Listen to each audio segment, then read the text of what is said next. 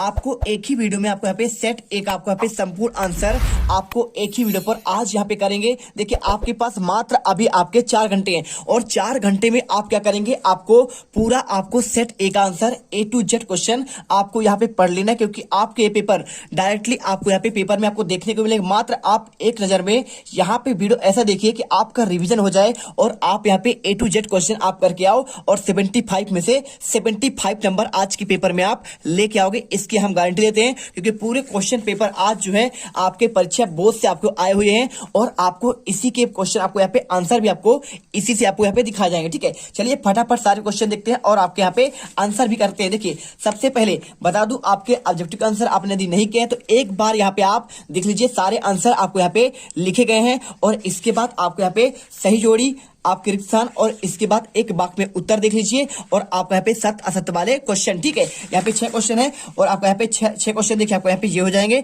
और इसके बाद पहला क्वेश्चन आता है आपका जॉल वेराइन क्या है, आपको आंसर। चलिए आपको फटाफट आपके सभी के आंसर दिखाते हैं।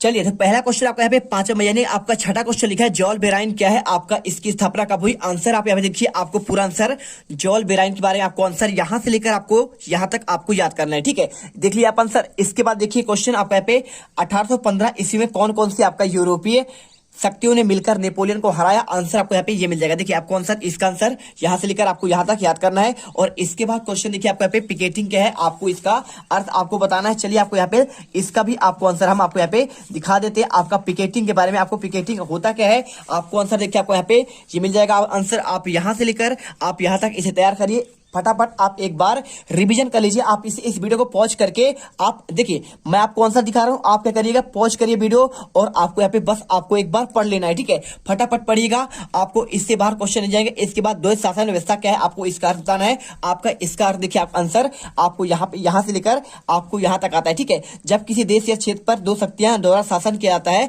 तो उसे द्वैध शासन कहते हैं। जैसे बंगाल में द्वैध शासन का बंगाल के नवाब और अंग्रेज द्वारा शासन किया जा रहा था। ठीक है, और इसके बाद देखिए क्वेश्चन आपको यहाँ पे दिया गया है, आपका मर्थली मृदा के आपके विशेषता पता लगाना है। चलिए आपको यहाँ पे इसका भी आंसर आपको हम दे देते हैं। सारे क्वेश्चन का आंसर आपको एक एक करके आपको यहाँ पे दिखाए जा रहे हैं, इसलिए आपको यहाँ पे ध्यान से आपको यहाँ पे सारे क्वेश्चन का आंसर आपको यहाँ पे देखते जाना है, क्योंकि आपके क्वेश्चन इससे बाहर आपके बिल्कुल भी आपके नहीं जाएंगे। ठीक है, चलिए तो यहाँ पे आपका विशेषता की बात कर रहा है तो आपको यहाँ पे मर्थली आपका मृदा की विशेषता, पहला मर्थली मृदा का रंग लाल और भूरा होता है। मृदाओं में ह्यूमस और नमी की मात्रा कम होती है। ये मृदाएं आमतौर पर रेतीली और लबड़ी होती है।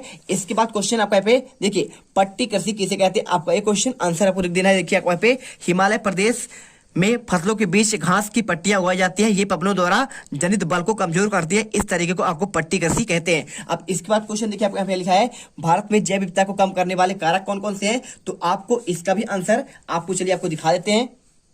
तो चलिए आपको आंसर आपको यहाँ पे मिल जाएगा। देखिए आपको पहला आपको हो जाएगा वन्य जीव के आवास का विनाश, दूसरा होगा आपका जंगली जानवरों का मारना और शिकार, तीसरा पर्यावरण प्रदूषण, चौथा विषाक्तीकरण, पांचवा आपका दावानल। ठीक है, और इसके बाद देखिए यहाँ पे लिखा है अभ्यारण्य क्या है, आपको आंसर आपको ये लिख देना है। देखिए आपको यहाँ पे अभ्यारण्य राष्ट्रीय उद्यानों में समान ही होते हैं और ये वन्य प्राणियों को सुरक्षित और प्रजातियों को सुरक्षित करने के लिए प्राकृतिक स्थल है। यहाँ बिना अनुमति के वन्य प्राणियों का शिकार करना मना होता है। और इसके बाद देखिए क्वेश्चन समवर्ती सूची क्या है, आपको ये बताना है। तो आपको इसका भी आंसर आपको चलिए आपको दिखा देते हैं। आपको सारे आंसर एक एक करके आपको लगातार बताए जाएंगे, बस आपको यहाँ पे ध्यान से देखना। देखिए समवर्ती सूची की बात करें तो आपको यहाँ पे लिखा है आपका विषयों की वह सूची जिस पर कानून बनाने का अधिकार राज्य और केंद्र सरकार दोनों का होता है, लेकिन जब दोनों कानून के टकराव में हो तो केंद्र सरकार के द्वारा आपका बनाया गया कानून मान्य होता है। और इसके बाद एकात्मक शासन क्या है, आंसर एकात्मक शासन वह व्यवस्था है जिसमें एक स्त्री सरकार होती है, बाकी इकाइयां उनके अधीन होकर काम करती है और इसमें केंद्रीय सरकार, प्रांतीय सरकार, स्थानीय सरकार को आदेश दे सकती है। क्वेश्चन आपका यहाँ पे निजी क्षेत्र से क्या समझते हैं, आपको ये वाला क्वेश्चन। चलिए आपको यहाँ पे इसका भी आंसर आपको यहाँ पे दिखा देते हैं, आपको सारे आंसर आपको मिल जाएंगे। देखिए निजी क्षेत्र मतलब आपको आंसर ये करना है। आंसर देखिए क्वेश्चन आपको निजी क्षेत्र परिसंपत्तियों पर स्वामित्व और सेवाओं के वितरण की जिम्मेदारी आपके एकल व्यक्ति या कंपनी के हाथों में होता है और Tata iron steel, Birla company, Mahindra and Mahindra company आदि इसके उदाहरण है। और इसके बाद देखिए यहाँ पे बेरोजगारी से क्या तात्पर्य है, आंसर आपको लिख देना है वह इससे जिसमें कोई व्यक्ति काम करना चाहता है लेकिन उससे काम करने की क्षमता भी है फिर भी उसे काम नहीं मिलता, उसे कहते हैं आप यहाँ पे बेरोजगारी कहते हैं।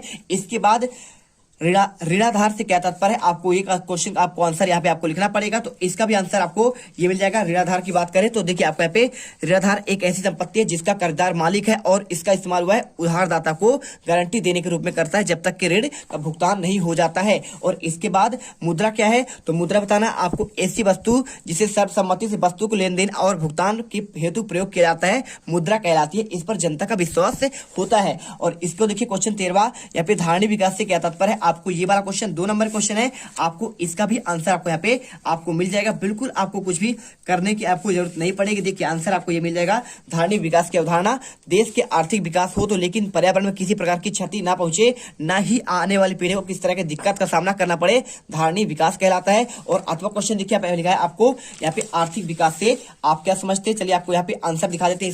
इसका आंसर आपको यहाँ पे लिखा है, आर्थिक विकास वह परिस्थिति है जिसमें कोई देश अर्थव्यवस्था के क्षेत्र में इतनी प्रगति करे कि जो उसकी जनसंख्या वृद्धि पर आपको अधिक हो सके। और इसके बाद क्वेश्चन देखिए आपको यहाँ पे गृह युद्ध क्या है, आपको ये क्वेश्चन, तो आपको इसका भी आंसर आपको हम दिखा देते हैं गृह युद्ध के बारे में। तो आपको आंसर ये मिल जाएगा। देखिए आपको यहाँ पे गृह युद्ध के बारे में लिखा है, किसी देश की सरकार विरोधी समूह के हिंसक लड़ाई ऐसा रूप ले ले कि युद्ध सा लगे, उसे गृह युद्ध कहते हैं। और इसके बाद देखिए क्वेश्चन आपको यहाँ पे सत्ता का क्षैतिज बंटवारा क्या है, आंसर आपको ये मिल जाएगा।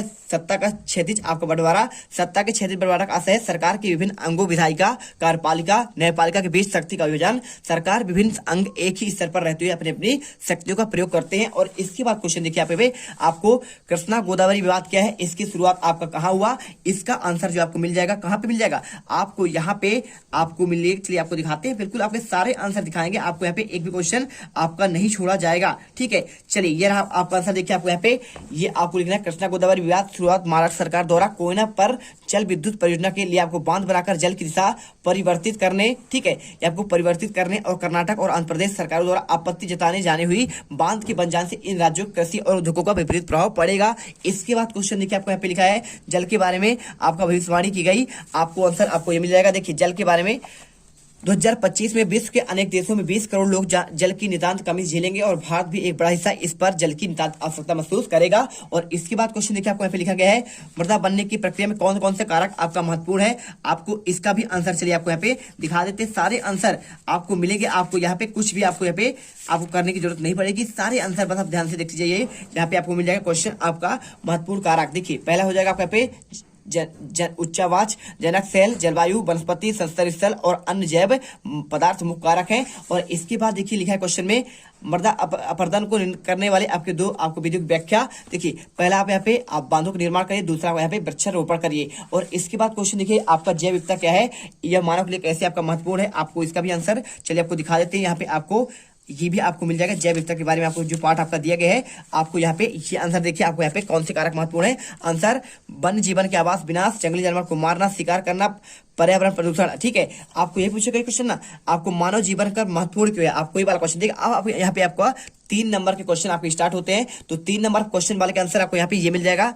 देखिए जैव विविधता वन जीव और कृषि फसलों के बाद विविधता का प्रतीक है, आपको आंसर यहाँ से लेकर आपको यहाँ तक करना पड़ेगा। ठीक है, कर लीजिए अच्छे से ध्यान से। और इसके बाद देखिए 3 नंबर क्वेश्चन आपको मैं पढ़ के बता देता हूँ जिससे आपके यहाँ पे तैयारी हो जाए। ठीक है, वनस्पति और वन जीवन अनेक प्रकार के पेड़ पौधे, जीव जंतु और मनुष्यों में मानव की अनेक जातियां उपजातियां पाई जाती है और इन्हें जैव विविधता कहते हैं। इसके बाद देखिए क्वेश्चन आपका विस्तार पूर्वक बताया कि मानव क्रियाएं प्राकृतिक वनस्पति जात और प्राणिज के हाथ के कारक हैं, आपको आंसर यहाँ पे मिल जाएगा। देखिए क्वेश्चन और पूरा आंसर आपको यहाँ से स्टार्ट करना है और लिखने के बाद आपको आगे भी आपको यहाँ पे आंसर कर लेना है। ठीक है, आपको यहाँ से लेकर आपको यहाँ तक। चलिए अब इसके बाद क्वेश्चन आता है आपको यहाँ पे लैंगिक असमानता की बात कर रहा है, तो लैंगिक आपका असमानता जो है आपको यहाँ पे मिलेगा, कहाँ पे मिलेगा, आपको यहाँ पे पाठ आपको मिलेगा, आपकी बात कर रहा है आपको राजनीति में। ठीक है, तो राजनीति के आप पेज पे जाएंगे, आप यदि कौन से पेज पर आप यहाँ पे जाएंगे 125 पेज पर, तो आपका इसका भी आंसर आपको मिल जाएगा। तो आपको इसका आंसर आपको दिखाते हैं, आपका ये रहा आपका ये क्वेश्चन। ठीक है ना, आप देख लीजिए, मिला लीजिए। लैंगिक आपका यहाँ पे लिखा गया है, लैंगिक असमानता से आधार क्या है, आपको आंसर यहाँ पे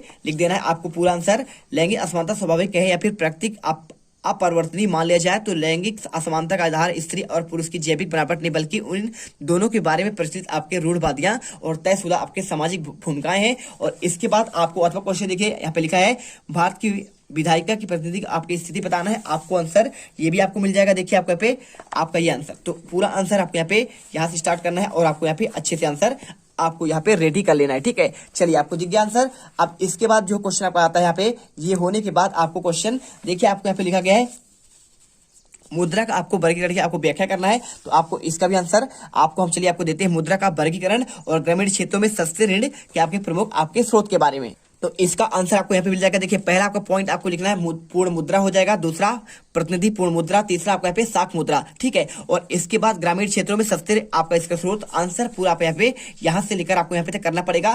ग्रामीण क्षेत्रों में का यहाँ पे ऋण का प्रमुख स्रोत क्या है, तो देखिए मछली पकड़ना, घर बनाने और तमाम अन्य किसी के खर्च के लिए आपको कम ब्याज पर ऋण आपका उपलब्ध किया जाता है। ठीक है, तो सहकारी समितियां होती है गाँवों में और उसी से इन्हें आपका ऋण उपलब्ध दिया जाता है। इसके बाद क्वेश्चन देखिए आपके पे 4 नंबर वाले आते हैं, ब्रिटेन के राष्ट्रवाद पर इतिहास पर आपको प्रकाश डालना है। आपको इसका आंसर देखिए आपको मिल जाएगा आपको यहाँ पे ये क्वेश्चन। ठीक है, ब्रिटेन के राष्ट्रवाद पर आपको इतिहास पर आपको नजर डालना है। आंसर पूरा आपको यहाँ से लेकर आपको यहाँ तक करना पड़ेगा। इसके बाद क्वेश्चन देखिए आपको यहाँ पे 22वां क्वेश्चन दिया गया है, वियना संधि क्या है, आपके इसके प्रमुख उद्देश्य और व्यवस्थाओं का वर्णन करना है। तो आपको यहाँ पे आंसर आपको ये मिल जाएगा, पूरा आंसर आप यहाँ से लेकर आप यहाँ तक फटाफट कर लीजिएगा। इसके बाद क्वेश्चन देखिए आपके पे आपका 22वां 1789 ईस्वी के फ्रांसीसी क्रांति के फ्रांस हुआ यूरोप पर क्या प्रभाव पड़ा, आंसर आपको यहाँ पे ये मिल जाएगा। पूरा आंसर यहाँ से लेकर आपको यहाँ तक करना है और इसके बाद आपको यहाँ भी आपको आंसर करना पड़ेगा। ठीक है, चलिए इसके बाद क्वेश्चन आता है आपका यहाँ पे गैरीबाल्डी कौन था, वह इतिहास में क्यों प्रसिद्ध है। आंसर आपको गैरीबाल्डी के बारे में पूरा आंसर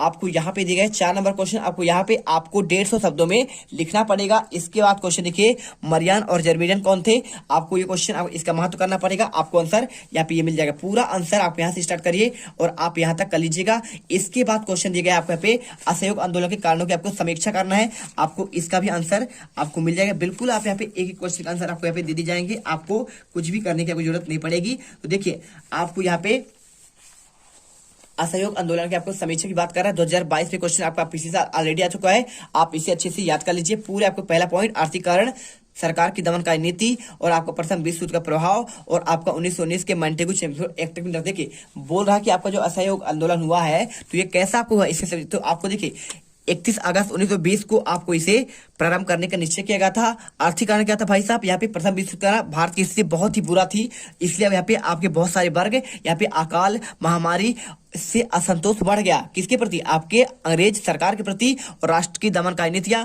और यहाँ पे जो है आपका सरकार थी, अंग्रेज सरकार थी, दमन करती थी, कोई अगर आवाज उठाए उसे दबा देती थी और कुचल दिया जाता था। और आपका यहाँ पे प्रथम विश्व युद्ध का प्रभाव आपके सारे आपके यहाँ पे आपके हो गए। आपके आंसर यहाँ पे देखिए पूरा आंसर मैंने आपको यहाँ पे कंप्लीट कर दिया। आपका सेट ए का आपको यहाँ पे A to Z क्वेश्चन। अब आपके कुछ ऐसे क्वेश्चन जो आज के पेपर में आपको देखने को मिलेंगे, आपको उनको भी रेडी करके जाना, तभी आप यहाँ पे 75 में 75 नंबर लेकर आओगे। चलिए आपको दिखाते हैं।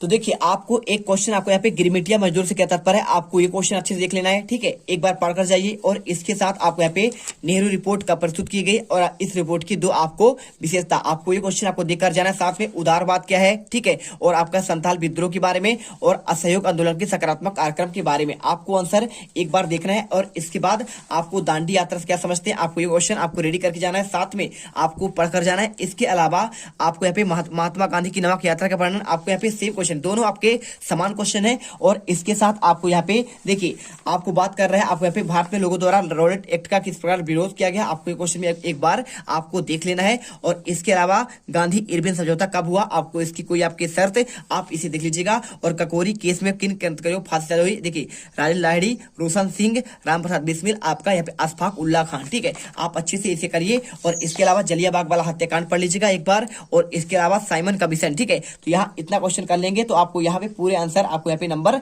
मिल जाएंगे। और इसके बाद आता चलिए आपको यहाँ पे सेट ए आपका यहाँ पे कंप्लीट होता है। आप यदि इतने क्वेश्चन तैयारी कर लिए हैं तो आप यहाँ आज के पेपर में आप टॉपर बनकर निकलोगे। मिलते हैं नेक्स्ट वीडियो पर। जय हिंद, जय भारत।